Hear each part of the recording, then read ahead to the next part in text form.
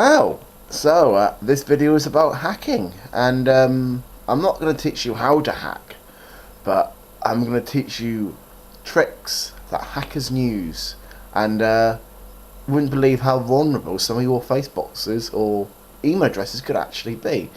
This is the first episode of I Did Not Know That. So how do we pick our passwords for our Facebooks, our Hotmails, and keep our privacy and our important things that we don't want our girlfriends to see or boyfriends to see quiet? We pick a password, but are you one of the most top 10 likely things of picking a password that anyone can guess? If we are going to pick passwords, we always will choose something that's easy to remember. For instance, the following 10 that most people will work out and will hack your Facebook. Number 1, you can use your name. For instance, it might be John Smith, and I'll just have John Smith as my password. And believe it or not, there are some people that will just use John Smith as a password because it's so easy to remember.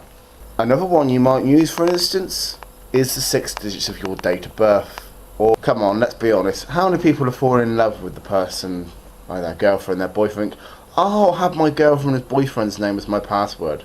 Trust me, hackers know this, and they will use that to try and get into your account. How about your cute little cat or dog that you snuggle up with all night? That would make a good password.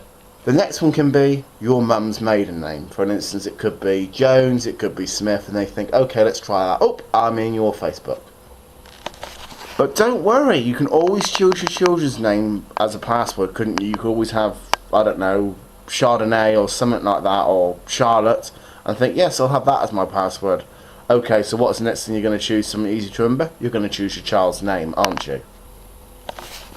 Or, if you can use 4 letters, maybe your PIN code, 1234. And before I continue, ooh, hang on 1 second. Oh, what's that saying on my TV? Oh, it says Techwood. I'm just going to use the nearest word I can see right in front of my view. Techwood is my password. Yeah, everyone else is going to clock that. So, whereas you might have the word memorised, just to look over and see the word, some of your friends that are maybe not your friends might see you going, Techwood PV. Oh, that's his password, or she's password. So, don't go for things in sight. Your hobbies. For instance, you might enjoy riding horses. I know, I'll have horses as my password. And finally, the 10th most common one is your name backwards or your name forwards with the year of your born. For instance, for me it could be Mugsey Grant 1983 or 1984. So the question asks, why? Some people might ask to say, why do people pick their names and things like that? It's actually something we call the comfort zone. We're a very paranoid race, and what we'll do is we'll try and come up with something that, that makes us feel secure, because we're always afraid we're going to forget our passwords and not get on our Facebooks. So we think, hey, I'll pick something that's right in front of me. Ooh, straight down to our packet of cigarettes, Sovereign. Just like that. That is the kind of thing that we will do. We'll find something we smoke or something that associates with us to pick as our password that most people can sadly guess. And we need to start coming up with better passwords so we can't get hacked anymore. Another statistic fact is that 33% of people have been hacked, as someone has attempted to hack their Facebooks before.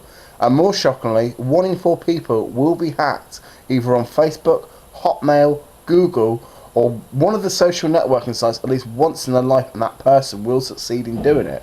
But who are your most likeliest culprits to actually hack your Facebook or your Hotmail address? As crazy as it might sound, actually some of the most likeliest people that are going to hack you are obviously going to be bullies, people that don't like you and think, oh, look at her, she thinks she's wealthy.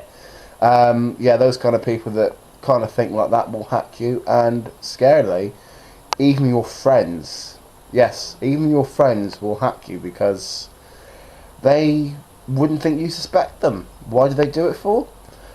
Most of the time they'll do it for being inquisitive and just wanting to know a bit more about you, and they do enjoy doing it, sadly. They might just sit next to you and say, oh, so what happens to your Facebook? But really, it could even be them. So, yeah, trust no one with your password. Because people will get on your Facebooks. How many of you here have got Hotmail and have not used it for 6 months? probably quite a lot of you, since Gmail launched itself quite big recently, Hotmail now isn't so used anymore. People have forgotten MSN, everything else to do with that now. They think, some people might say, what's MSN? But sadly, did you know that Hotmail, if you don't sign in for 6 months on your email address, that email is then considered valid and anyone can have that email address again? Yep, so, okay, so you might think, okay, well, I don't need Hotmail anymore, so it isn't so bad. But what if you've got Hotmail connected to? You've got Hotmail connected to your bank account details where your emails are sent. You have got Facebook. And technically there is no stopping anyone, repeat, anyone, from just making an account. There is no passwords needed in Hotmail. They have got your stuff and practically they can do what they want with your Facebook because you haven't gone onto your Hotmail in 6 months. So people that are still using Hotmail, make sure you change over to Gmail where they don't get rid of you after 6 months and exterminate you. But let's look at one good thing. If you do get hacked, the police will obviously take care of the problem for you in the UK, won't they? Wrong. The police really do not care about being hacked. They don't see it as an offence because it's cybercrime. And sadly, compared to America, the English police haven't got the equipment to deal with things like that here. And they might even refer you to they might refer you to Hotmail or, oh, go speak to report it onto Facebook. We don't really deal with those kind of things. The only times they will interfere is when your bank account information is being used or things that are perhaps private to you that could cause alarm and distress. And yeah, they don't actually care. They probably get reports nearly every single day of someone going, my Facebook's been hacked.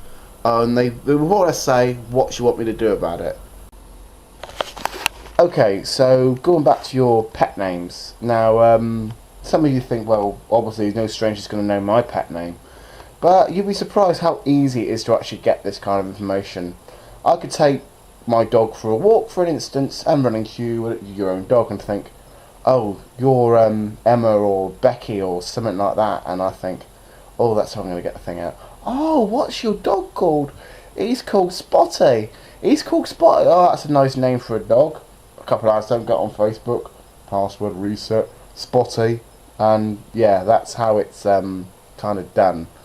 And sadly, if you've got secret questions, what is the name of my dog is the way to find out. You just type in Spotty and you are in. So we've then got our mother's maiden name. Surely nobody could find that out online. Wrong. With the recence of different birthdays being recorded now online, we can find out a maiden name or a marriage certificate of someone just by typing in their maiden and marriage name with a husband and wife. So for instance, we might type in John and Anne Smith. Okay, so John and Anne got married in 2005. Let's see, oh, her name before that was Cushion or something like this. And yeah, pretty much sure found out that person's maiden name, and that can be able to get in secretly without people actually being able to stop you. So don't use your mum's maiden names because it doesn't work. So the main question now is, what can you do so you are not hacked? There are many things you can do so you don't get hacked. One of these could be choosing something you really do hate. For instance, you might hate shit, for instance, or poo. And you think, oh, okay, you could have that as a password. Who's going to work out I hate poo is your password? It's not exactly one everyone's going to have, is it? But don't do it now because everyone's going to be aware I've said that. The other one is, let me see, finding a word. For instance, I often think I use words that don't exist. For instance, I might come up with or bleep, beep, beep, beep, something stupid like that I've memorised to my mind. And I can't forget these words, more importantly, because, you know, I've learnt to memorise them the whole time of my life. So if I was going to use a 7-digit word that made no sense, like Dagito or something like that, I would use that with a number afterwards. Never share your passwords. Okay, so I am so cool. Okay, my name, call me Emma. Okay, my name's Emma, and my friend Charlotte is like so gonna come over later on, and she's gonna like look after my Facebook because I'm going on holiday. Yeah, okay. But what happens when Emma and Charlotte have friends that you don't get on with. Can I have a password? Oh yeah, sure. But don't tell I give you it. No, I won't. And that's the way it happens. Note on this little quiz. Also, I would strongly recommend changing your password at least every month or every 2 months. So anyone that could have been viewing over your show, like your best friend, going, that's a password. Shh, I'll type that in later on. Doesn't work it out. So yeah, definitely change your password every single month or 2. So that concludes my little facts you never knew about being hacked, and I hope you've enjoyed learning how to keep yourself safe online and not to have embarrassing photos stuck of you online, or that classic picture of you out boozing last night. And thanks for watching, and subscribe.